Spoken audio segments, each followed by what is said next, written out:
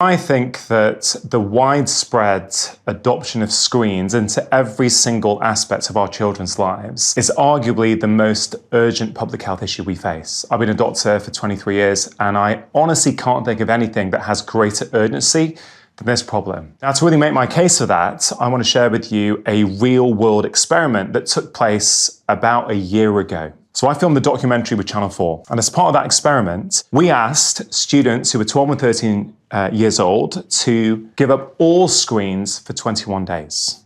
So that's all gaming devices, all phones, and the school made a real effort to not educate on screens or give homework on screens. And after just 21 days, the results were quite remarkable. On average, every child slept for 1 hour extra per night. Symptoms of anxiety and depression got significantly better. The children felt more socially connected, not less socially connected, which was one of the concerns. And perhaps most importantly, something called their HRV, heart rate variability, which is a marker of stress on the body, that improved significantly, which basically means that when they went off modern electronic technology, their nervous systems were functioning better. We know very, very clearly that the use of screens, particularly in the evenings, is playing havoc with our ability to switch off and sleep. And there's a principle in human biology called our circadian rhythms. These are the rhythms by which every single cell operates. And the fundamental principle of circadian biology is that we need lots of natural light exposure in the day and minimal to no light exposure in the evenings. When schools are giving homework on screens to children, you are basically in conflict with your natural circadian rhythms. And I believe that actually homework on screens is something that should be abolished immediately, because I think no matter whether you're at primary school or secondary school, we know that that's going to have a negative impact on your sleep. Now, what's the problem if you're not sleeping well? Well, every aspect of your physiology changes. There's a mental health epidemic going on across society in adolescence. One of the ways you can tackle that is by improving sleep. Having lots of screen use, particularly in the evenings,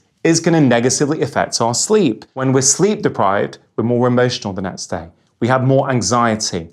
Our mood is down. We can't concentrate. We can't focus. And we are more susceptible to all of those kind of social problems that happen in classrooms all over the country. These devices are negatively impacting our children's ability to sleep, which is very, very serious. The excessive use of these devices, which is happening across the country at the moment, is having a damaging effect on our eyes. Now, I've spoken to many ophthalmologists and neurologists about this issue, and they're saying particularly since COVID, when our screen use in children has gone up dramatically, we're seeing problems with myopia, so an increased incidence of short-sightedness, and this is a problem across the world. They estimate that by 2050, half of the world's population will be short-sighted. This is a modern adaptation to an unhealthy environment. Screens are one part of that, but it's not just our eyesight. It's also the way our brain functions in harmony with our eyes. There are problems with our eyes' ability to focus, to converge and diverge. There's problems with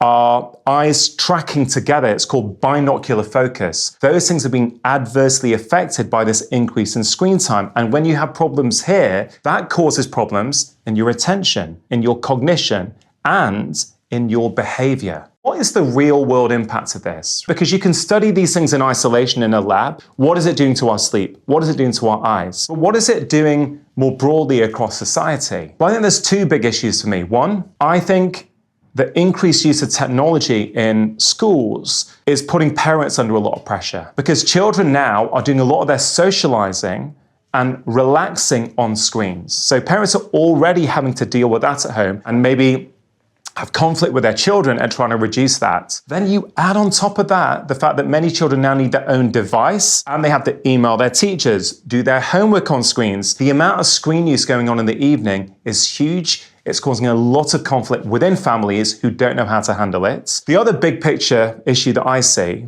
and I say this is probably the thing that alarms me the most, these devices train distraction. It's tempting for all of us as hopefully mature, well-formed adults. We can't resist nipping onto social media, looking at the news, a quick look on Amazon. So how can our children resist? Everything good in our lives comes from our ability to be present, our relationships, our happiness, how we feel about ourselves. And these screens are literally untraining our ability to be present. And this is a massive societal issue.